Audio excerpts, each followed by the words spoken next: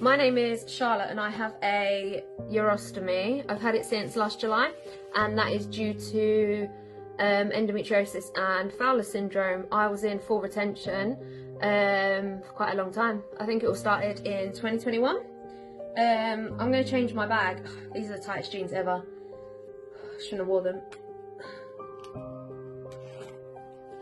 There it is. I'm going to change my bag, and I'm also going to just give some tips on that, because there's a lot of people on my FYP and friends on here who are having a urostomy in the next few months, and there wasn't many people on here with urostomies this time last year when I was going through it.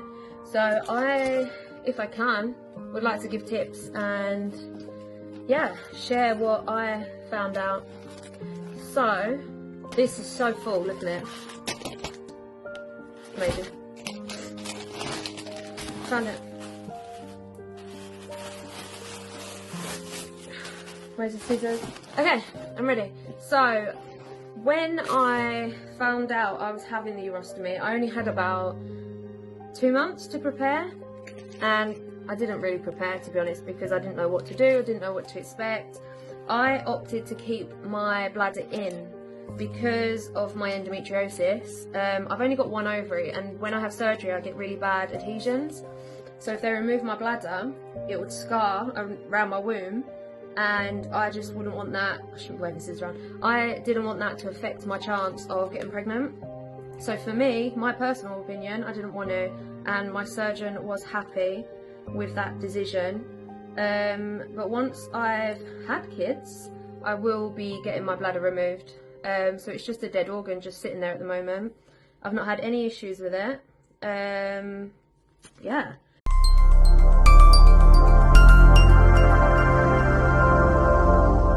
Hello and welcome back to GloTalks. Endometriosis affects an estimated 1 in 10 women, and those assigned female at birth.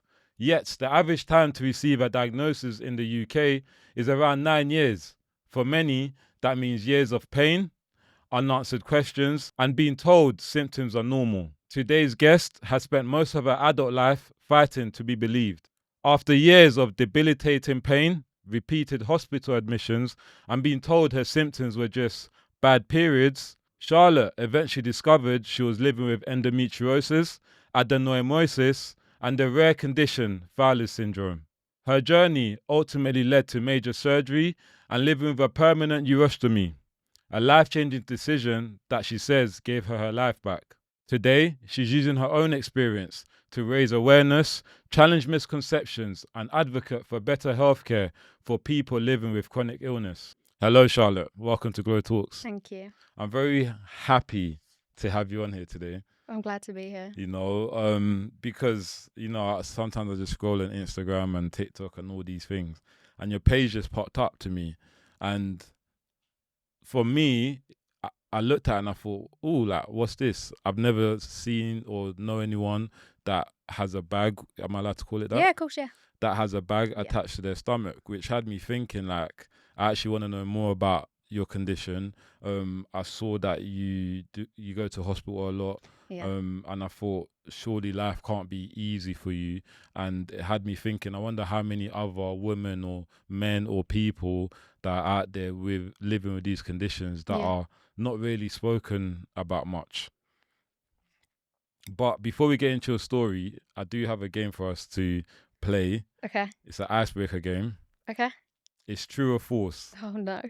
Now, before you hear your story, I wanted to kind of put questions to you, and you just say true or false. Okay. So these are what people may think, or misconceptions people have about stoma bags. Okay. Everyone with a stoma has bowel problems. That's false, because mine is a urostomy, so it's for my bladder. So not everyone does have bowel issues. Having a urostomy can lead to bowel issues as well. Yeah. But yeah, it's a false. So is there a difference between so there's different reasons why people would wear a stoma bag, essentially? There's 3 different types. So you have a colostomy, an ileostomy, and a urostomy. Okay. So the ileostomy and colostomy are both for bowels. So your colostomy is for your lower bowel, so it's more of your actual waste. Whereas the ileostomy is your small intestine, so it's more liquefied. People can have it for many different reasons. And then a urostomy, is predominantly for the bladder. Okay, thank you for that explanation. That's all right. You can't exercise with a stoma. That's also false. So a lot of people that I know with stomas, either type of stoma, do actually exercise. So the main thing that you'll need is a stoma belt. Because you're at risk of hernias and things like that. But a lot of people with stomas do exercise. A lot, yeah. And you can, obviously, can you lift heavy weights? You can, but I don't know what the limit is, but I think there is a certain limit you can't lift. But yeah, it's surprising how many people do actually exercise, and I've seen people doing deadlifts and things. Really? Yeah, it's crazy. That's good though, as long as like you're not limited in that way, you know. You can still work on your fitness, which is good. You can't wear normal clothes with a stoma. Definitely false. I think I definitely lead by example for that, especially on my socials. For work, I wear like tight dresses. You can wear trousers. Like today, I'm wearing jeans. It doesn't limit you at all. Okay, and do you feel confident when you are wearing maybe clothing that exposes your stomach area? Yeah. No, I am. Yeah, you do get people staring, people will look, but I've not had any bad encounters. Okay. A stoma means your life is over. True or false? False. Definitely false. For me, it's given me my life back. Okay, well, and for many others. We'll listen more into that, how your life came back. All stoma bags smell? No. Not at all? No, that's false. So urostomy obviously is for your urine. Normal urine smell that you would get. And with colostomies and ileostomies, they also have filters in the bag, so they don't smell. The only time it will smell is when you're changing your bag and when you're emptying it into the toilet. So just like everyone else. Yeah. That makes sense. You can't have children if you have a stoma. So that's false as well. I'm going to be trying at the end of the year with my fiance. Congratulations. The only thing is that I believe you can only have a C-section when you have a stoma. You can't have a natural birth because of obviously the push. Yeah. So as your stomach expands and gets bigger, does the stoma bag not pop out? There's a lot of people as well on socials who are pregnant, and you can see them with the stoma bag. I think the stoma enlarges a bit, but it doesn't. Nothing else really changes, and you can still change your bag, etc. As you might need a bit of help towards the end. No, that's amazing though. For the fact that you can actually get pregnant and your stomach enlarges and contracts and all them things, and it doesn't affect it. No. You can still swim with a stoma. Yes. You can? So that's true, yeah. So for myself, for example, I do a lot of paddle boarding. I'm out all the time. I used to be a scuba diver as well. So I used to be under the sea. Professionally or for fun? Paddy. I was a paddy rescue diver. Oh, so sick. It was for fun. I had to stop that because I've got a device in my bag. But as soon as that's out, I'm going back straight in the water. What do you mean by a device in your back? A sacral nerve stimulator. So that was part of... before I had the urostomy. So it's like a pacemaker in your back, which can control your bladder. It sends signals. Oh, yeah. So, but obviously with that, you can't, because of the depths, etc. You can't you can't go below 10 meters. Yeah, that would make sense. But yeah, you can definitely swim. That's the end of my game. True or false? And you done well. You actually done magnificent. Your answers, I'm sure a lot of the people in the audience they're already getting information, and we've been like 3 minutes into it already. So, Charlotte, obviously, thank you for coming. You've travelled all the way down from Southend, Essex. So I appreciate you taking the journey. But for those who don't know you, I'm sure your family is going to be watching. It's probably that, Charlotte. But for those who don't know you, I like to take things to the beginning of time, and then later on in the conversation, we'll get onto your stoma bag. So what was it like for you growing up as a young girl in Southend? Yeah, so I was actually born in Warrington, which is in between Liverpool and Manchester, I think. Scouser. Yeah, in my heart I am anyway. So I stayed there for a few years and then moved to Peterborough for 2 years, I think. And then, moved down to Essex, and I've been there for probably about 26, 27 years. I'm probably 26 years because I'm 30 now.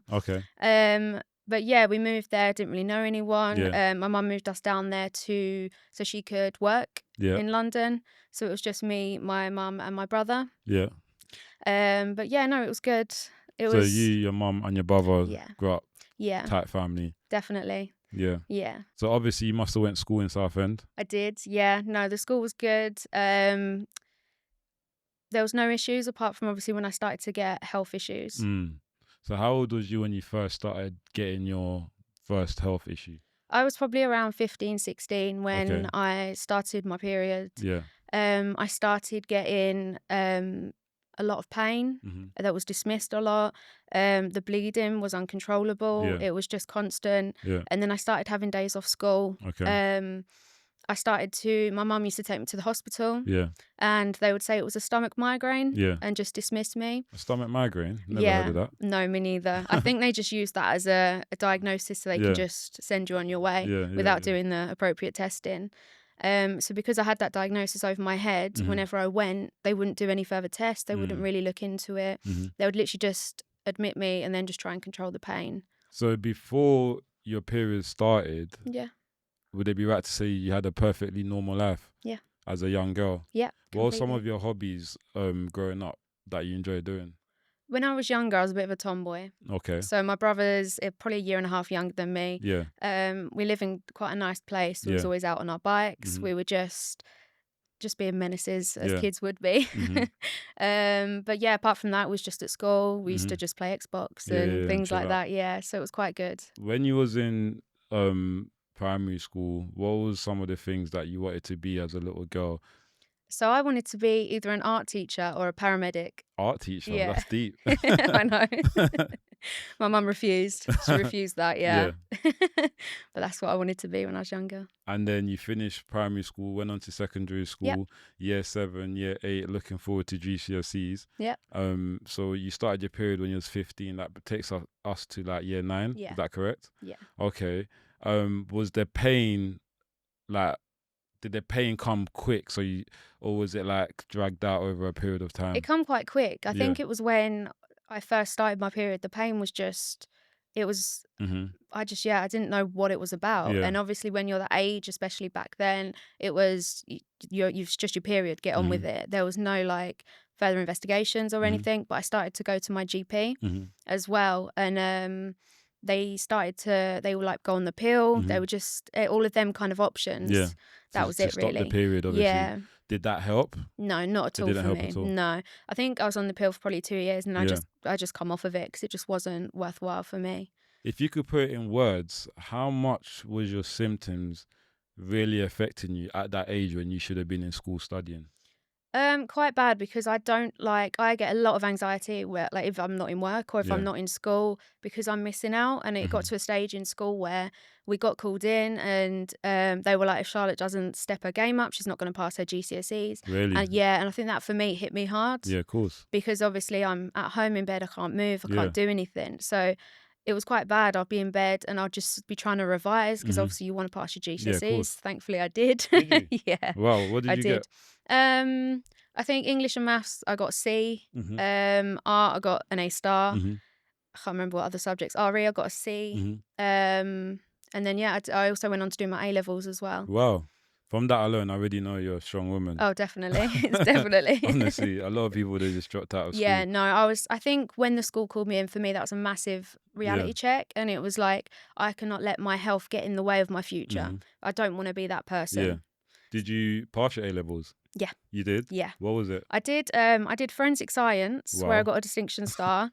I did art where I got an A. Yeah. I did sociology, which I got a D. Yeah. And then I did RE again. And I think I got a C for that. Yeah. But that's some good results. Yeah. What was your plans for art, like after your A levels? I wanted to go to university to do art. Okay. And my mum turned round. She's a strong, independent woman. Yeah.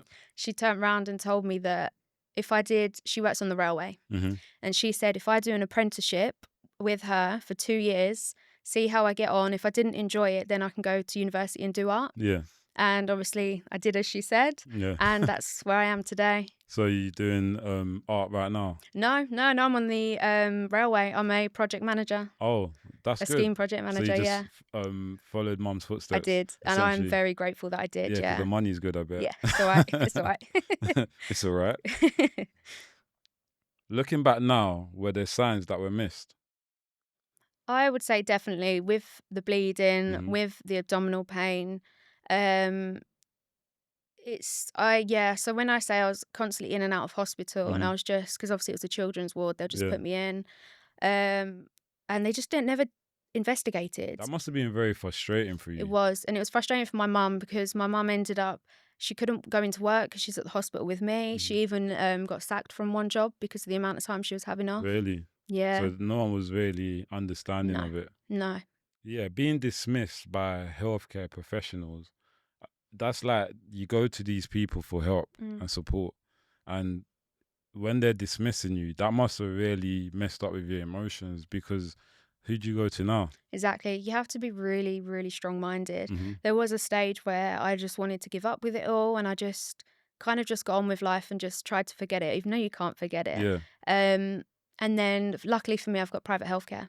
Okay. So I went down the private route and I got the diagnosis that I needed, because the NHS just was not doing anything for me. It was just constant battles and there's nothing wrong with you, because with endometriosis, you can have blood tests, you can have scans, nothing will show, but you could still have endometriosis. Yeah. But because nothing's showing, they won't do the further investigations, if that makes sense. So it took 9 years of you going through testings, all that pain, to then eventually go private and get the diagnosis that you needed. So I went private and I told them all my symptoms, etc. They turned around and said, yeah, it sounds like endometriosis. We'll book you in for a laparoscopy. Yeah. I went in for that laparoscopy in 2019.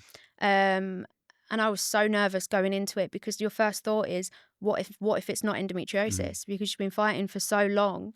And I remember waking up and my mum was there with me. Yeah. The surgeon come in and just and he confirmed it. He was like, "You've got endometriosis." Just like that. Yeah, and it was an emotional roller coaster, because it was like, for 8-9 years I've been struggling, and then to get that diagnosis is such a relief. How does it make you feel as a citizen in this country? We pay our taxes, we do what we're meant to do, we're law-abiding citizens. You get a problem, you go to the NHS that you put your money into, and they can't even help you, and you still have to go private. How does that actually make you feel? It makes me feel sad for the younger generation as well, and people who are going through these symptoms, not knowing what's happening, because they're going to go through the exact same thing. Yeah. And it's like you said, it's you're putting money into it as well. You kind of want, I can understand the NHS are obviously overrun, they haven't got the staff and things like that, but they need to invest more into women's health. They really do, because no offense, but if a man went in there with an issue, they're going to get sorted. Yeah. I don't know why, but the men do get priority over women issues. Really? They really do, yeah. I don't really visit hospitals much, so they don't see me that much, so I wouldn't know. Yeah, especially urology-wise. So urology, I've seen it and I've heard stories. So if a man goes in, obviously you'll get sorted, you find out things straight away. Yeah. A female go in, you get given a catheter, sent home and told to come back in 2 weeks for it to be removed. There's no investigations. It's very, Would that be because the female stomach area system is a lot more complicated than a man is, maybe, but there's not been enough funding for female issues. There's really not. And we're doing, there's a lot of campaigns, there's a lot of, I've been to Parliament to talk about these things. So there is things in motion, but it's going to take a long time. If someone's watching this and they feel like they haven't been listened to by medical professionals, what advice would you give them? I would tell them to definitely keep advocating for themselves. It's going to be a long journey. Make sure you have a support system behind you, so your family, even friends, partners, etc. I would definitely, especially with endometriosis, don't go and see gynecology. Make sure you see an endometriosis specialist, because I've been to gynae, they've turned around and said there's no endometriosis, and then I've gone to see an endo specialist and I've had my right ovary removed. So they're completely different teams, and I would definitely you've got to keep advocating for yourself, you really do, and just don't give up. Thank you, I appreciate it. I'm sure the audience is going to appreciate you saying that to them as well. You mentioned that you've had your right ovary removed. Was that a decision they had to do? So for me, I went private again. Okay. So I went to a really good endometriosis specialist. He's now retired, which I'm upset about. But the last laparoscopy that I had with him, he said my right ovary was full of endometriosis. It was stuck to my abdominal wall. And that's where I had the majority of the pain. Okay. And the pain was just getting worse and worse. Yeah. And he turned around and was like, I think it's best we take your right ovary away. Mm-hmm. And for me, that was quite daunting because, so I've only got one ovary now. Yeah. But we made that decision. And since I've had that ovary out, the pain has got significantly better. Yeah, but it's massively. not completely gone. It's not completely gone because it's endometriosis isn't just a condition in your womb. Mm-hmm. It can spread anywhere. There's there's cases of people having endometriosis in their lungs, wow. down their legs. So it's not a gynae issue. It's a whole body condition, which not many people know. Having one ovary now, and you mentioned at the beginning that you're looking to have kids later on this year with your fiance. How much of a task is it going to be for you to do that? So I also got my eggs frozen. Okay. Roughly 3 years ago, I think now. But that's another thing. I had to go private to do that. Yeah. But I don't have it. You can't go on your private healthcare yet. I actually had to pay for it. Yeah. And it was £7,500. Wow. Yeah. And you can't do it as a payment plan. It had to be up front. Yeah. So luckily I got 15 eggs frozen. Yeah. I've still got one ovary. It's in good health at the moment. So I can still, our plan is to try naturally. Yeah. To still try naturally. But then after that, then it would be the IVF route. Yeah. And how does that make you feel knowing that you might have to one day take that route? Expensive. Yeah. It's going to be very expensive. I think on the NHS, so I've spoke to my gynae there and they said once I start trying, if I keep them in the loop, then I can go down the IVF route on the NHS. I don't know how many attempts you get. I think it's 2. Okay. And then after that, they won't help you. Okay. But I can get my eggs transferred to the NHS. Yeah. So I know I've got that option if required. But yeah. So do you obviously, it must be costly to have your eggs frozen. Yeah, so the eggs frozen was $7,500. One-off payment. Yeah. Okay. Crazy. It feels like a monthly subscription. Yeah, literally. Something. But I know that obviously going down the IVF route is a lot more expensive. You're looking at 20-30 grand. Yeah, I could imagine. It's sad to say, but it's becoming a money-making thing. It is. For people that need it. Yeah. It's not fair. It's not fair. No. Do you know what I mean? A lot of women who, for some reason, can't give birth naturally, are having to save these large amounts of money or even get loans just to be able to have something that everyone else should be entitled to. Yeah. Everyone should be entitled to have a family and kids and things like that. Yeah, no, I agree. Research suggests around 1.5 million people in the UK are living with I'll start again. It's okay. Research suggests around 1.5 million people in the UK are living with endometriosis, making it one of the country's most common gynecological conditions. Yet, as many people have never even heard of it. How is it that something so big, people are not hearing about this? So for me, when I first was diagnosed, there wasn't much around, and I was looking online just to find support groups, etc. And I came across the Endometriosis Foundation, and back then it was just a small, obviously foundation, and it's grown massively. Yeah. It's grown. It's insane how much it's grown. But I don't know. I can't answer why it's not being looked into and it's not being shown enough. It's only recently that endometriosis is becoming so known. So you've got it on TV shows. So Waterloo Road showed it. You've got it on films. It's on the news, and it is becoming more known now. And I think that's really good. We're nowhere near where we need to be, but we are on the route there. So and that's good because we need more women like yourself with the condition coming up and speaking. And I'm sure that there's a lot of people sitting in silence at home, just dealing with it, struggling with it, ashamed, embarrassed, don't want to talk about it. What would you say to those people who stay at home, have this condition and just don't have the confidence to come out their house? So I would say definitely do some research and look at some support groups, because the support groups really does help. So you go there, you're feeling shy, because I was the exact same. I went there and I felt less alone.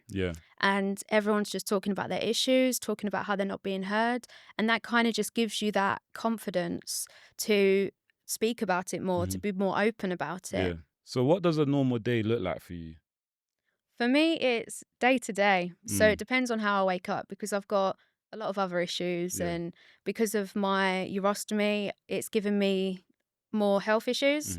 So yeah, like I said, depends on how I wake up. So I work full time. Yeah. I do my Monday to Friday. Yeah. Depending on, they're quite good with me, my company. So I work at home and in the office, Nice. and then I'll go out to site, etc. So where I'm a scheme project manager, I literally just message my boss and just tell him how I'm feeling, whether I'm working at home, etc. The fatigue is quite bad. I am constantly tired. Yeah. I could sleep for England. I really Really? could. Yeah. Yeah, the fatigue is outrageous, but I just try and make it work. Yeah. It's only recently that I've started to be able to live my life more. So obviously like going out paddleboarding Yeah. or just going out seeing friends, Yeah. etc. Yeah, so it's only recently, but previously it was I would work and then I'd have to sleep after work. Yeah. Wake up for food, go back to sleep, Yeah. and the same thing. Wow. And how often would you need or have to change your bag? Oh, so my bag, I change that roughly every 2 to 3 days. Okay. Yeah, so it's not That's good. often. Yeah, so at the end it's got like a little plug. Yeah. So you just drain it Yeah, and then yeah. put it back in, fold it back up. But yeah, so it's different for everyone, to be Yeah, honest. But yeah. for me, yeah, every 2 to 3 days. Oh, that's And good it's just then. part of my routine. That's good. For some reason, I thought it was like every 5 hours or. So some people do. So they Okay. have bags where there's no end to empty them. So Yeah. you do just have to keep replacing. But yeah, this one you don't. A lot of women who had your conditions obviously are being told that, oh, it's just a period pain, it's something normal. Why do you think they're just so easy to just class it as period pain? That's a tricky question. I think because it's related to a period. Okay. So it's that's such a tricky question. Let me think. Take your time. I think it's because with a period, it's bleeding, it's pain. So when you're describing them symptoms to your GP, your specialist, etc., their head automatically goes to it's just a period. Yeah. They don't believe the severity of it. Yeah. And even if you go to the doctors, if you end up in hospital and you tell them these symptoms, they'll say to you, when was your last period? It's just, I don't know why, but it's just an automatic thing. Yeah, I don't know why. Is there not a test? So let's say if I went to the doctors today and I said, I'm having strong period pains, all the symptoms of a period. When they do their test, is endometriosis not part of that test? I wouldn't say so. Okay. I would say so for endometriosis, they'll do blood tests, they'll do a CT, an MRI, because an MRI can pick up certain types of endometriosis, an internal scan as well. But the best way to diagnose endometriosis is through a laparoscopy. Which is a surgery. So they use a robot, they cut about 4 or 5 little holes into you. Really? Yeah, and they'll go in and they'll see some of your organs could be stuck together, or it just looks like scar tissue all over the place. Yeah. Wow. That sounds like a lot. Like So to date, I've had 6 laparoscopies since 2019. 6? Yeah, 6 and that's of them. like one every. It's practically one every year when you think of it. Yeah. That's wild. And how many? Like, is there a limit to it, or do you have to have it all the time? So it depends on your symptoms and your consultant, to be honest. So with my private healthcare, that helps me a lot. If I start to get a lot of pain or any other kind of symptoms, they'll just be like, okay, should we do a laparoscopy and have a look and remove it? So there's 2 types. I think it's ablation and I don't know what the other one's called, but it's cutting the endometriosis away. So the ablation's burning the endo away, and that's the worst thing. You don't want that. Really? Yeah, that's the worst thing. So you want them to cut it away. But the only problem with endometriosis, it does grow back, and it can grow back as quick as 6 months. Really? Yeah, it's crazy. So is that connected? Is endometriosis connected with Fowler syndrome, or is that 2 separate things completely? It's 2 separate things, but me personally, I think it's linked. Okay. So Fowler syndrome is very unknown. It basically means retention. Okay. So your sphincter muscle in your bladder stays shut. Your brain doesn't send it signals to open. There's different types. You've got partial retention and full retention. Yeah. So I was in full retention. Yeah. It's very unknown. I only got diagnosed because I went private again. But for me, the link is that I was in an endometriosis flare-up in hospital when I went into full retention. Okay. And then I was in full retention for about 6 months, and the NHS didn't really do much. It was just they kept me with a catheter and I had no diagnosis. So I went obviously private and I got diagnosed through a urodynamics test. And I was, diagnosed on the spot. Yeah. But for me, I think it is linked. And a lot of people that I speak to do have gynecological issues. Yeah. Not being able to pass urine for the first time when you experienced it, how did that feel for you? I remember a nurse walking up to my bed asking me when was the last time that you went to the toilet, and I couldn't remember. Yeah. And then I was kind of just thinking about it, and I went and sat on the toilet, nothing was coming out. I had a shower to try help, tried walking around the hospital. I come back and I think it's about 3 hours later, they did a bladder scan and I had over a litre in my bladder. Really? Yeah, and anything over like 600 or I think it's 500-600, they put a catheter in. And when she asked me, I wasn't in any pain or discomfort, but after a few hours, I started to feel it. Yeah. And it just went from then. And then once the catheter was in, I was sent home. I was given no information about it. Yeah, didn't know why it happened. It was just go home with a catheter and come back in 2 weeks to be twocked, which means they'll remove it and see if you can wee naturally again. That's mad that you didn't feel it or have any symptoms. No. And you probably, for a litre, you probably didn't go to the toilet for like what, a couple of days? I would say probably it could be 24 hours, something like that. Yeah, because obviously it's on a drip as well, so that's not helping. Yeah. And then when it come to them catheterizing me, the pain was horrendous. Yeah. I was literally bloated, my stomach, I looked pregnant. Yeah, it was horrific. And I can just, the relief when they put the catheter in was like nothing else. So when they put a catheter into your bladder to release the urine, that was painful in itself for the urine to come out. Yeah, so the first time experiencing a catheter is one you'll probably never forget. Yeah. You'll probably never forget that experience. It's very close and personal, especially being a young female as well, going through that. And especially just being told, go home with it. It was like, oh my God, what on earth am I going to do? Yeah, of course. And it's very painful. But it's like they put it into your bladder, they blow up a balloon with saline in to keep it in there. Yeah. So that already causes irritation on your bladder. Yeah. And then it free flows into the bag. What, through the balloon? Yeah, it's like a catheter like this and then a balloon around it. Okay. So the urine drains through 2 holes into the bag. Yeah. Wow. You've been through a lot. Yeah. But I'm still positive. I'm a very positive person about it all. You have to be positive about it because at the end of the day, it is your life. And like it's either you learn to live with it or you let it control your life. Yeah. And there's no point in letting it control your life. No. What fears did you have before you went into your urostomy surgery? I was petrified, absolutely petrified. So before the urostomy, I got diagnosed with Fowler's in 2021. Yeah. I tried everything possible. So I had the urethral catheter with a bag. So that was through your urethra. I then was taught how to self-catheterize. So it's like a one-time use. You put it in, you drain your bladder, you take it out, discard of it. And then I had a suprapubic catheter. So that's where they create a hole in your lower abdomen, put the catheter in, and it stays there, and then drains into a bag or has a flip flow. So it's like a hose pipe, I would say. So you can turn it on and off.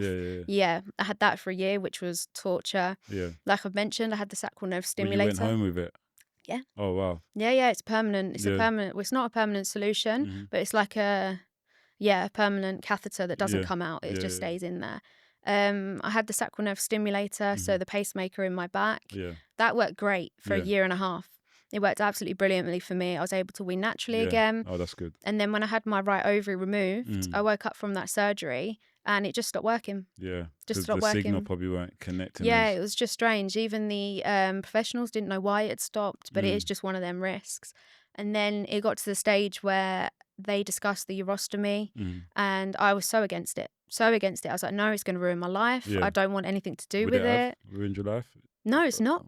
Okay. It's not ruined my life at all now. But back then when I was thinking about it, I just didn't want to do it. But my infections were getting so bad. I was in hospital every 2 weeks. You was left with no choice. Yeah, and the pain was horrific. So my surgeon turned around and was like, Charlotte, you need this. So they put me on the emergency list at the NHS. And that, I don't know how long that would have taken. So I decided to see him privately to get it done. But even my fiance and my mum were like, just, you need it. And everyone around me is just like, yeah, go for it. And I'm like, no, I'm not doing it. And was then, there huge risks to having the surgery? So that's another issue. So obviously every surgery has risks. Yeah, of course. And I'm used to surgeries by then. I don't know how many I've had, but I've had plenty. So for me, it was just, it was very nerve-wracking because you go straight into intensive care for a few days, and I've never been in ICU. But I ended up having one of the risks straight after, where so I had the urostomy. I was in ICU for 4 days. I was in uncontrollable pain. I started projectile vomiting, like green stuff. And it was like 3 a.m. in the morning. And my sats just dropped. I was literally I nearly lost my life. They rushed me down for a CT. And I had a bowel obstruction. So so they use a part of your small intestine to create the urostomy and connect your kidney tubes to it. Where they had taken my small bowel away, it had closed up, it had twisted and blocked off for 4 days. So I had the CT. As soon as I was out of the CT, they rushed me straight to theatre. And I was in there for another 4 or 5 hours. So I had a bowel anastomosis where they removed a section of my bowel. But yeah, that was scary because it's one of them risks, but you don't expect it to happen. No, you don't. And I'm so sorry you've been through all this. Thank you. No, honestly, like to wake up from one surgery to get thrown into another surgery 4 days later, 4 days later, for 5 hours. Like I said, I'd hardly go to hospital for anything. Do you know what I mean? So I can only imagine the type of mindset you was in. Yeah, it was very. I'm quite a strong person, so and to be honest, I slept through the majority of it. I was in intensive care for 10 days. I was on TPN, so I was just being fed into a tube into my arm. And then, the recovery was quite rough. So I ended up being in hospital for 2 weeks for that.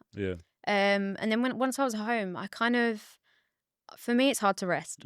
I'm a get up and go person, and I can't just sit there. Same. And I'm literally like, I'm around my house just hoovering. My partner's coming in like, what are you doing? I'm like, But no, after that, it took a few months, but I noticed the benefits. As soon as I woke up from the urostomy, I realised how much pain I had been dealing with before because it had completely gone. And it was such an eye-opener. No, that's good. And that's when I kind of realised that the urostomy was the best decision.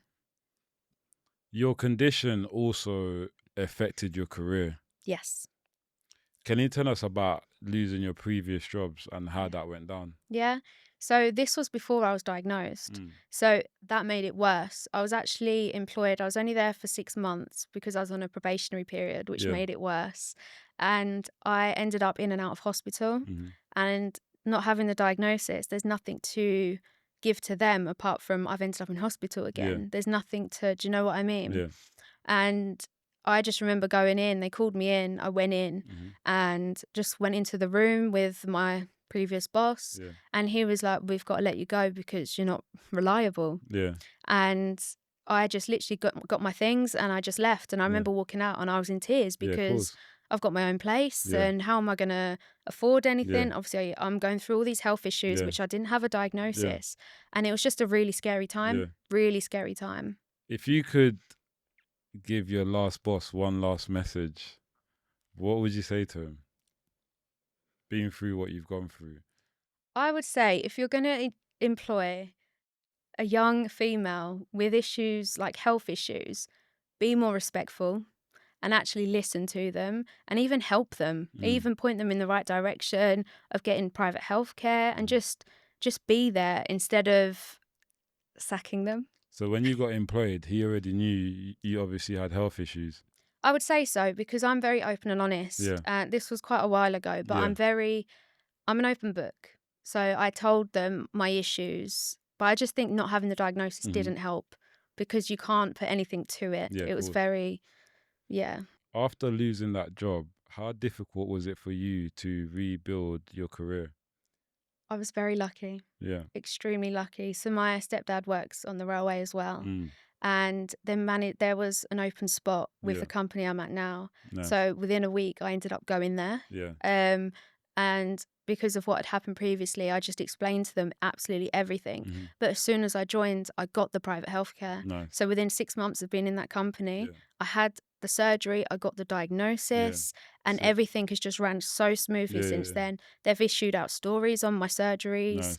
They do we have like Teams chats where there's hundreds of women in there, and we talk about endometriosis, and it's just such a lovely company to work for, and they work with me, not against me, and that's what people need. No, it's good that they're working with you. Do you know what I mean? Because you need that extra support. Yeah. What reasonable adjustments have they made for you to be able to work there? Yeah, so I've got a great team. I know they're going to be watching this. Got to be careful. But they are all brilliant. So I would definitely say talking to occupational health, because they're the ones who, it's like their own doctors and nurses or whatever. So they will assess you, and then they will send across to your company what reasonable adjustments you need. So for me, it's more working at home when I need to, or going to hospital appointments and things like that. But yeah, my team are amazing. So when I had my urostomy, I said only 2 people can turn up. All 12 of them turn up to the hospital to come and see me at my most vulnerable time.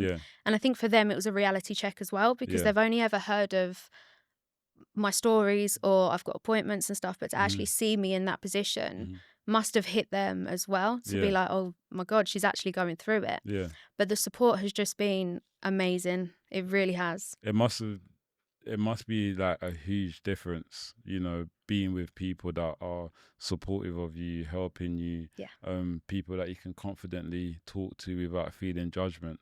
You know, I'm very open with all of them. Yeah, they are brilliant. They're always there. If there's a day where I'm not feeling great, I'm still working, but they'll help me cover like meetings and things like that. They are very supportive. No, it's good. It's good. You see, like your face brightens up when do you know what I mean? We're it's like good a family. To help people. Yeah, no, that's good. What advice would you give to employers to support people with chronic illness? So I've seen it a lot where people are trying to even apply for jobs, and they're putting their issues on there, their health issues. And I would say the biggest thing is the reasonable adjustments, because so many people want to work, but it's the fact of even getting to work, or just like the main thing is being able to work from home, I would say, and just having that flexibility. Also, just listening to them. Do you know what I mean? I know you've got a fiance now. But what was relationships like for you when you was younger, 16, 17, 18, going through your conditions and the symptoms and everything? What was relationships like, or was it completely non-existent? To be honest, they weren't too bad. My issues got worse when I was single as well. So I was single for about 3 years, and that's when I was in my peak of my health. And I just didn't want to be near anyone anyway. And I met my fiance, and it just happened out of the blue. But he has been so supportive throughout. I told him, one of the first things I said to him is my health is going to be a big factor. And he kind of just brushed it off like, And then seeing me in and out of hospital, I think, was a massive reality check. But he's just, he's amazing. I force him on my social medias. But no, he's amazing. Really, he really is. No, that's good. Around 30 to 50% of people with endometriosis may experience fertility difficulties, although some may go on to have children. Obviously, we've spoken about having children at the beginning. You would like to go down the route of IVF. If IVF doesn't work for you, would adoption be an option? Yeah, so me and my fiance only spoke about this a few weeks ago. And we said we would definitely adopt. We definitely would. It would be an option. I think it should be for everyone, to be honest. Yeah, I think adopting someone is always a blessing. Do you know what I mean? It is. Caring, I mean, no child should be parentless. Do you know what I'm saying? There's so many children out there who deserve a happy home, and there's so many people out there who want to give children the home they deserve as well. You have an incredibly supportive fiance who's proposed to you after everything, you know. What's it like having him support you? How does that make you feel every day, knowing that you've got someone that's actually in your corner? At first, I felt really guilty Yeah. because I'm like, when I'm bedbound, etc., and we can't go out and do anything, there was a lot of guilt. Mm-hmm. But for him, it just didn't bother him at all. He Yeah. just wants to be there to Nice. support me, etc. So he comes to every surgery, every appointment. Even when I don't want to get in contact with the hospital, he's like, no, you're doing it. Yeah. And he's just, he has just been the best support. And it's just nice knowing that I have him there, and I can just always rely on him. Yeah. The days that I just can't be bothered and I just want to stay in bed, he'll just get me up. He's like, no, come on, we've got this. Yeah. So it is, he's really good. Has he changed the way you view love and relationships? Massively. Yeah. Massively. I think when we first met, we just clicked. We just clicked, and it was just so out of the blue. We weren't looking for anything. And I think that's the best way. But he also researched my conditions before. When we were seeing each other, he'd done like his own research, and he obviously he couldn't pronounce it either at the start. It's one of them words, isn't it? But he's just dove in straight away, and even to this day he does his own research because I've got other issues that have come off the back of the surgery. And he's just the biggest support. What made you start documenting your stuff online? So it's a tricky question, that one, because I started going to the endometriosis, I can't even say it now, the Endometriosis Foundation events and things like that. They started inviting me to Parliament. I was listening in. Obviously, I spoke at the fertility show as well. And when I speak to people about my story, they always say, like, you need to get this out there to help other people. And I started posting like on TikTok and Instagram. I was a bit embarrassed to start with because it's like, oh God, what are people going to think? And then more and more people started to talk to me about it, and then they're messaging me saying that my videos, my stories, helping them. The way that I'm just very positive, and I always tell everyone to advocate for themselves, etc. And it's just given me that push to keep doing it. You must have been really surprised that when your numbers you woke up and 100 people followed you. It was slow to start with. It was very slow, and then I think, especially when it come around to the urostomy surgery, that's when it started to pick up, and I started just documenting everything from the hospital to getting home to recovery, and now just it's day-to-day life. So I've still got loads of appointments and loads of other things going on, so people are quite invested as well. You've been involved with both Endometriosis Foundation and Fowler Syndrome UK. What work are you doing with those charities? So with the Endometriosis Foundation, I will attend the Parliament session. So they'll talk about endometriosis in the workplace. They'll talk about fertility, things like that, where that's things that I'm going through or that I have been through. So like the egg freezing or the way I'm working full time. It's good to have me there as someone to speak to. So I do that. I did a few photo shoots with them for period underwear. Nice. And we used to do support groups. So I think they're going to be starting them again in local areas. So I'm going to hopefully host one of them. The Fowler syndrome. So I got invited to a photo shoot as well. So with Professor Fowler herself, who also attended.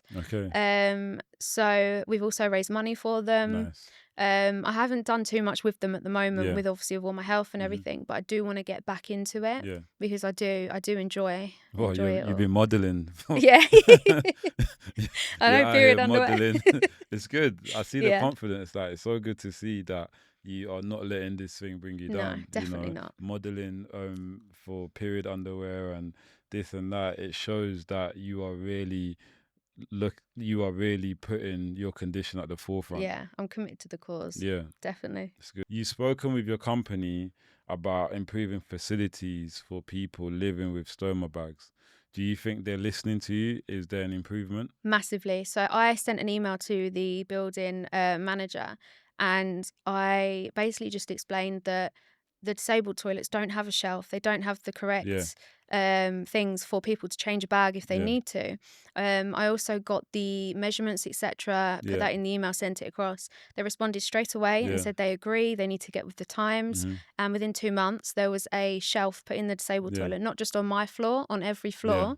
And Yeah, so I tested it out as well as soon as they'd done it, but they also had me come in to show them where to put it, etc. From my point of view, of someone with a stoma. We're also looking at putting it on designs. Okay. I'm working with the engineer who's dealing with that. So in future, like train stations and things like that, having disabled shelves, put in there. It's only a small start, but I'm hoping that's something that can be widespread, because there's a campaign at the moment with Parliament about having the right facilities for people with stomas. I've also had suppliers as well who've reached out to me that I work with, who've also put stoma shelves in their buildings. So it's a small start, but for the viewers who may not understand, how beneficial is having a shelf in a toilet helpful? So in a normal disabled toilet, there's no shelves. You know, they're not the nicest. They're quite dirty. And previously, I've had to lay my supplies out in a sink. You can only imagine how many germs, etc., are on that sink. So having a shelf next to a mirror is really going to benefit, because you can wipe it down and sanitize. You can lay down your supplies and then change your bag sanitary, and then have a bin, hopefully, that you can dispose of the old bag. And it's just really going to benefit a lot of people. What changes would you like to see in the next 5 years? For stomas? For your condition, for stomas, for I anything? would say, so for the endometriosis, a lot more recognition, a lot more consultants actually looking into the condition and not putting people down or telling them it's just a bad period. I think there should be a like a direct route. So as soon as you think you have endo, you should be sent to an endo specialist and then have the testing from there. And with Fowler syndrome, there's a lot of consultants don't believe in the condition, and it needs to be put out there. It really does, because it is a condition. And what else? Obviously, the disabled toilets, they should be with the times now, because and there's a lot of judgment about people like myself using disabled toilets. Why? Because we don't look disabled. We're not that type, but it's an invisible disability. It's hidden. A lot of people, I've seen it on socials where they'll walk out the toilet and people will say stuff to them like, you shouldn't be using that. It's funny, because it's always people with disability that judges other people. It with really disability. is. It's very toxic. It's very toxic world. It's like, oh, I'm in a wheelchair. Why are you not in a wheelchair? Yeah, exactly. Because so many people use disabled toilets for many different reasons, and it's just having that privacy as well. And just like, think of it with a stoma as well. If you're in a normal toilet and you're emptying your bag and you manage to get stuff on your hands, you're touching that door to go out to the sink. So the next person's going to touch it. So you need, in the disabled toilet, you need a shelf, you need a bin, you need a sink. That's like the basics. Yeah, the most important thing. Yeah. Your attitude has always been, it is what it is. Yeah. Where does that resilience come from? I'd say my mum. Okay. Definitely my mum. She's Big up always, mummy. she's just always, she never had it easy. She didn't have it easy. And the woman she is today is just something I aspire to be. Because she's just, I've never known anyone so strong and independent. My friends are scared of her. So, do you know what I mean? So it's very, it is like, that's who I want to be. I was going to, that's good. And thank you, mummy, for raising such a lovely woman. I was going to ask though, you grew up with your mum, your brother and yourself. What was it like not having your dad around? So I do have a stepdad. Okay. So at the start, obviously, it was just us three, and then they've now been married, I think 11 years now. Okay. So he is in the picture, and he has been very supportive as well. Whatever I need, he's there. He's just, he is really, really good. Yeah. For your mental health, did work become a big distraction for you? Yeah, so I've always said that. So my work is a massive, massive distraction, because it just takes my mind off of everything. I think if I didn't work and I was just sat at home, I would just, I don't know. I don't know where what headspace I would be in, because I've not suffered with depression. I've not suffered with any kind of mental health, and I'm grateful for that. I've been sad, don't get me wrong. I've had my low days with it, but I think work is a massive part to play in that, because I'm full again. I am full again in the middle of nowhere. She's a full bag. But this time, we have my drainage bag. Today, we are fully prepared. So I'm going to connect to my drainage bag, because I'm literally in the country, and it's going to take me about an hour to get to civilization. and then it's about, I'd say, in total 2 hours, 20 minutes to get home. Really nice site visit. Really peaceful. Hot though, very hot in this weather. They'll let me connect. I always take the plug off, as you know, because I don't like it flying around. Chuck that in there, and it's draining perfectly. Usually, if I didn't have it, I would just go and like empty it in a bush or something, or in a bottle. But I don't really like doing that anymore. I don't know why. It looks a bit nasty. But yeah, this is how I'm going to drive home now. Let me show you. I can't get my camera right. There. Now I'm ready to go. So this is it from the other side. So I'll literally just drive like that with my drainage bag down the side there. You're just constantly busy. Yeah. You're on the go, and yeah, it just does really help me. And even on my worst days, I could be in absolute agony. Yeah. And I will sit there and I will work to be productive because it kind of distraction. It blocks it out for me, if that makes sense. Yeah, that does make sense. Yeah. How different is Charlotte today compared to Charlotte 5 years ago? Oh, I'm a complete different person. Yeah. Complete different person. Especially, I think, with having the urostomy surgery, that's given me my life back. With getting with my fiance, he's completely changed my life. Yeah. Obviously my family and even my friends. I just feel very more. I know what I'm doing. I know what type of person I am, because I think when I was back at school, I didn't know who I wanted to be. I didn't know what type of person. I was one of them friends. I didn't have a friendship group. I was a floater. Yeah. So I was friends with everyone, just trying to fit in. And I think now I know who I am. I know what I want to be, and I want to help. I want to help people. Yeah. No, that's good. I feel like what the work you're doing is already helping people. You know, just sitting here speaking about it is helping someone, but also the audience that you've built on your social media platform, that's your community of support. I'm sure if you posted a video and you wasn't feeling too well and you was down in the dumps, you'll get a flood of... amazing. They're amazing, honestly. We're like a little community. And we all check up on each other, and I really do like that. So yeah, I will, with my socials, I don't just post the good days. I post the bad days. I post everything in between, because I don't want people to think that I'm just living my best life with all these conditions. I need to show my true self. And that's what I do. And I think people relate to that more. Yeah. I think it's important that you do that. You know, you don't just post the good days, because a lot of social media nowadays is just the highlights, the good times and showing everything. Off and everything. You know, exactly. And there's so much people who are thinking, I'm not doing enough, I'm not where I'm meant to be, or I'm not worthy of having a good life. Yeah, you know? Especially if they're chronically ill and they're just stuck at home. It's definitely, I think just seeing a page like mine is just going to help people give that extra push to, no, I can do this. I can be chronically ill and live my best life. And that's my aim. That's what I want people to see. Yeah, I think social media is amazing in terms of the reach and what you can actually do if you use it the right way. Definitely. Do you know what I mean? Have you ever been restricted with your stoma? Does it stop you from doing anything? If there's anything is there anything that you can't do? I would say no. As soon as I had my surgery, I went on holiday. Yeah. And obviously I'm working Tenerife. It's like our second home. And that's when my fiance proposed. Nice. But yeah, it's not stopped me doing literally anything. So obviously, working full time. A lot of people have that misconception that it will stop you doing things that ruin your life, which is what I had just before. And now it's made me realize I can do more than what I could do before. I don't think there's any restrictions whatsoever. Nice. There's really not. Obviously, like, you can still have kids and everything like that. So it doesn't stop anything. That's good. You've got the right attitude for it. Do you know what I mean? And it's the kind of attitude that anyone should have, really. You know, the nothing can stop me attitude. It is where it is attitude. That's where everyone needs to be at if you are suffering with any sort of condition. I want to talk more about the NHS because obviously, like I said, we pay our taxes. I know. You know? I've got a lot of stories of bad encounters at the NHS. Really? And that really does put a dampener on it, because that just makes it does get you in a headspace and you're like, well, I just give up then. And a lot of people are going through it right now.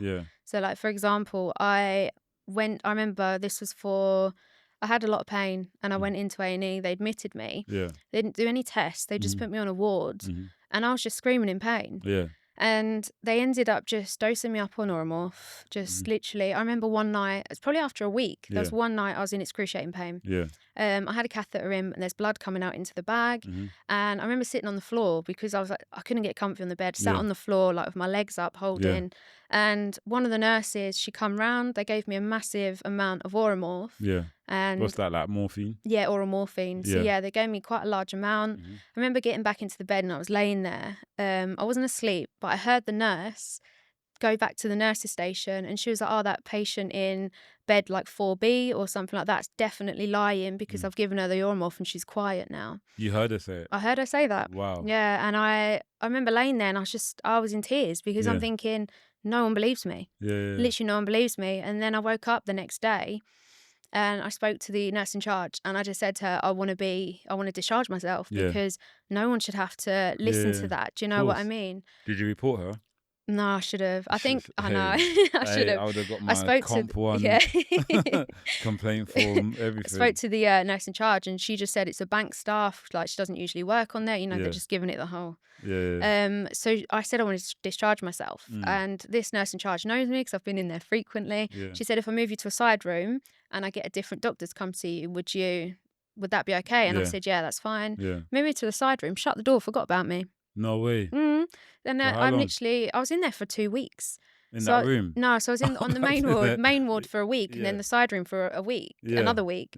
That when I was in there, so urology were coming out to see me, and there's like, oh, there's nothing wrong, just go home. And I'm sitting there screaming in agony, and I remember like sat on the toilet, even though I've got a catheter. I'm sat on the toilet screaming, and then all of a sudden this gush of like blood just come out of my catheter into the bag, and it just wouldn't stop. So one of the HCAs, she was great. She was like, no, I can't keep seeing you like this. So they got another urologist down to come see me. It's not normal for blood to come out, is it? No. So why they just like left me. nonchalant, calm? Literally. Urology is shocking, it really is, and I've seen it a lot in a lot of places. But so the end result of that, another urologist come down, took me for a CT scan, and my kidney tube had closed off. So no urine was coming out of one kidney. Wow. So where it had closed off, obviously something must have happened, and then just blood was rushing out. They had to rush me down for emergency surgery to put a kidney stent in to open it back up. But the pain I'd been in is obviously my kidney enlarging because of the amount of urine in there. And I just felt such a relief after that. But in my head I was like, I've been here for 2 weeks. You've not believed me. You've just drugged me up and put me in a side room. That's crazy. When I should have taken it further. And I wish people, if they do go through anything like that with the NHS, report them because they're not going to learn. Go for that claim. Yeah. Trust me. I know, I've still got time, I think. It's usually like, what, 3 years? Yeah, I don't know, is it 10? 5? Oh, it depends. I think different. I'll look after this. No, seriously, because no one should be treated. Do you know what I hate about... So when I call out doctors and that, I don't let them tell me what, like if I feel a certain way, you're going to hear me out. 100%. And if you give me an answer that I don't like, I need a second opinion. That's exactly what you need to do. That's what I'm on. Yeah, so I was like that previously. I'd always just listen to them, whatever they tell me, I believe. Now I go to appointments with a list, all my symptoms, what I think it is, what testing I want. Brilliant. And as soon as I do that, they turn around and they look at you and they're like, oh my God, you're like, you know what you're talking about. Exactly. I've had them turn around to me and go, are you a nurse? And I'm like, no, I just know what I'm talking about. But I find that works best when you go in there headstrong and you're like, right, this is what I think I have. These are my symptoms. I need these testing. They listen to you more. But it shouldn't be like that. It should not be like that. Like, NHS is a service for the people. Same as the police. It's a service for the people. We are paying into that service. It's a shame that you get people that work there that think they're above the name at the top. Do you know what I'm saying? It's like they're the NHS. No, you just like work they own there. it, Like you just work there. Just do your job or go home. And it's upsetting when I hear or see these situations where professionals are not being professionals. Yeah. So a lot of people with endometriosis, etc., they'll be admitted into hospital. You're put on a gynae ward and you're just given pain meds. There's no further investigation. There's no like forward plan of how they're going to manage it. It's just get your meds, go home when you're feeling better. There's nothing else after that. And I think they need to just step their game up. They need to put plans in place because people are going to keep going back. Because it happens like you could be there every month. And do you know what I mean? If there's nothing for you to do, like no further testing. There's nothing like that. You're going to just keep going back and just being on pain meds. Yeah. So that already exhausts the NHS. So I don't know why they don't sort the problem to stop that. No, it's serious. Like, NHS needs to train staff accordingly to the stations that they're working on. I think where staff gets cross-deployed and they're getting moved around and this and that, it's like professionals starts to lose the will to work, but they're not realizing that these are people's lives, these are people's health. It's not just when I was a lorry driver, it's not just me getting into a lorry at work and just driving the lorry, it's not just a clocking job. in and clocking out. It's more than just a job, you know. So it's very important, professionals, if you are in these fields, that you're supposed to be helping people, supporting people, just do that. No one's asking you to go above and beyond. No, I feel like, especially with these conditions, I feel like professionals should attend seminars. No. Seminars. Sorry. I'll start that again. Yeah, go on. I feel like professionals should attend seminars. They should listen to real people's experiences with the condition, because they lose that sense of touch with the patient. Patients just become numbers, and that shouldn't be the case. They should treat you as a human being. They should see how it's affecting your life, and not just, I've turned up one day, get the pain meds, go home, because it affects every aspect. It shouldn't be like that. You also went into Houses of Parliament. What was that experience like? So I went there for the Endometriosis Foundation. So we was talking, I believe it was about endometriosis in the workplace.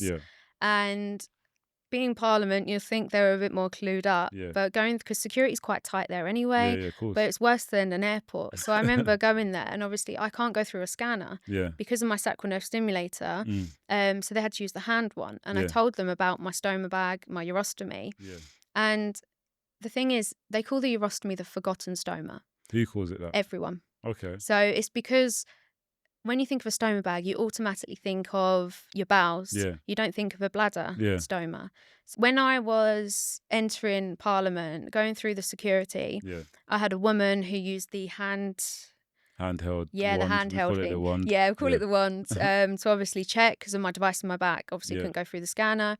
And I explained my urostomy bag, and she just looked at me like clueless. So she got her other woman colleague down, and they're both just looking at me, and they're like, we need to see it. And I'm like, oh, okay, cool. So they took me, I thought they were going to take me to a room. They took me into the corner. Wow. Next to, you know, when you go on holiday, you got the crates to put your bags in. There was some of them, and I'm literally standing behind it. And I was wearing a dress with tights, which made it worse. Of course. So they're like, we need to see it. And I'm like, okay, me being me, I was all right because I'm an open book. But I'm having to pull my tights down, lift my dress up to show them. They've got their gloves on, looking all around the bag. And I'm trying to explain to them, like, that's my urine. Like, don't play around too much. But everyone who I was with could see this happening. And they're walking past, and they're like, are you okay? And I'm like, for me, it was fine. But if that was someone who didn't want people to know they have a stoma and are self-conscious, etc., I just couldn't imagine that. And I just thought Parliament would do better than that. 100. Even just to take you to a separate room, etc. But yeah, that was a bit of an eye-opener for me, because I was like... This is crazy. It seems to me that no one is actually professionally trained on how to deal with people with stoma bags and things like that. How does that make you feel? It makes me feel like I want to go around to different, like Parliament, go to even hospitals, go to airports, and just explain to them what a urostomy is and how people live with it, and just how they should treat people with stomas. Because even airports, sometimes they're just they just make you feel like you're doing something bad. Do you know what I mean? Like even in airports, they swab the whole bag and swab your hands, in case you're hiding anything. Yeah, that's true. Yeah, it's crazy, but I would like to do that. I'd like to go around, just explain my story, and just explain to them how they should treat people with a stoma. Yeah, no, definitely. And obviously you sitting here today is hopefully going to give more awareness to these professionals or people with your condition on how to navigate around it. Hopefully. What are your ambitions like now in life? I think now I've had the surgery, I've got such a big outlook. So my career I'm a career person. Yeah. So I love my job now, but I want to progress. Yeah. I want to do a project management degree, Yeah. and I'm looking into that. Yeah. So we're looking at buying a house Yeah. at the end of the year. Nice. So we want our house. Obviously we want to have kids. Yeah. For me, that's what I want. I Yeah. want a good job. I want a house. I want kids, and we're getting there. And it's nice after everything I've been through to come out the other end and finally start seeing the results, because I'm 30 now. Yeah. And just You're still young. Yeah, I know. don't But that's think the you're thing old. as well. No, Yeah. especially with having kids and that. Mhm. Being 30, you're Yeah. told like, oh, you're getting too close to that Yeah. age, and people kind of see it as like a rush, like, oh my Yeah. God, you need to have kids before you're like 35. Mhm. But that's not the case anymore. Yeah, You can it's have not. kids whenever, and a lot of people are having kids older now Yeah. because look at the way of the world. Yeah. There's a crisis. So No, yeah, true. yeah, I think you're gonna get there. You're already halfway there. Yeah. You know. it's exciting. It's Yeah. really exciting just to have a plan, just something to look forward to. When someone new has been diagnosed and then they find your page, what do you hope they take away from it? I would hope they would feel more confident, feel more comfortable, knowing that they could reach out to me and I would definitely respond.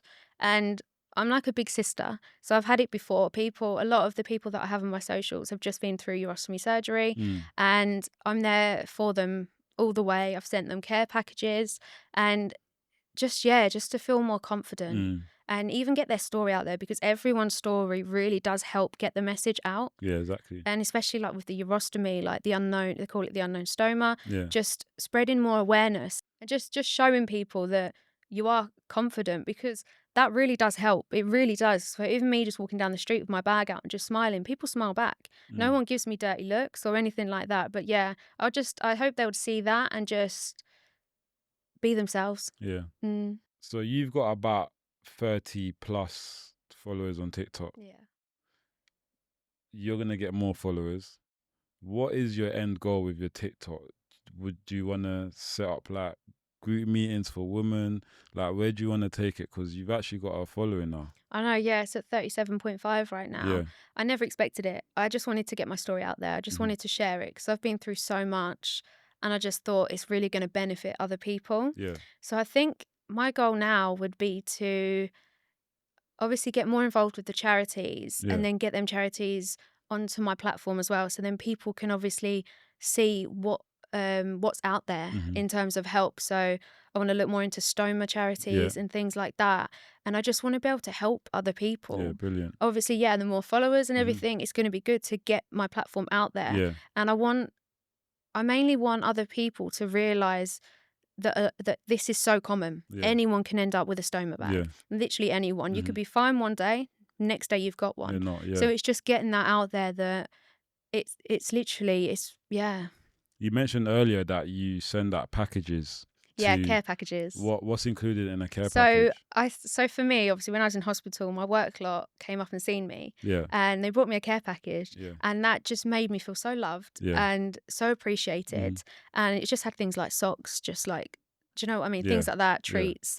So I've sent 2 out, but my plan is to send. I'm funding it myself. Yeah. So I'm planning to send 1 a month to someone who's going through surgery or who's going through a rough time. Yeah. So I tend to put in there. So so far it's been people who've had a urostomy. So I've usually get bag covers. So I send bag covers. I send them pajamas, just like heat pads, hair clips, just like self-care things as well, just to make them feel appreciated and that they're not alone.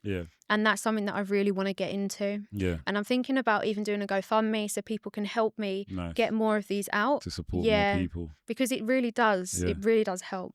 No, Charlotte, honestly, you are an amazing woman. Thank you. Honestly, it's so refreshing to sit here and speak to you. Like, not once have you let your condition bring you down. You know, I can see the confidence in you. I can hear the confidence in you. You look amazing as well. Thank you. Do you know what I'm saying? Like, I would never have walked past you and thought, oh, she has a stoma bag, or she's dealing with this, or she's dealing with that. You are dealing with so much behind closed doors, but you still come out of your house every day and you go for it. Do you know what I'm saying? There's a lot of people that needs your kind of motivation and energy, and I hope they can tune into this and really see you as an inspiration for other women. Thank you. I really appreciate that. No problem. Yeah, so I want to say thank you for coming on to GloTalks today.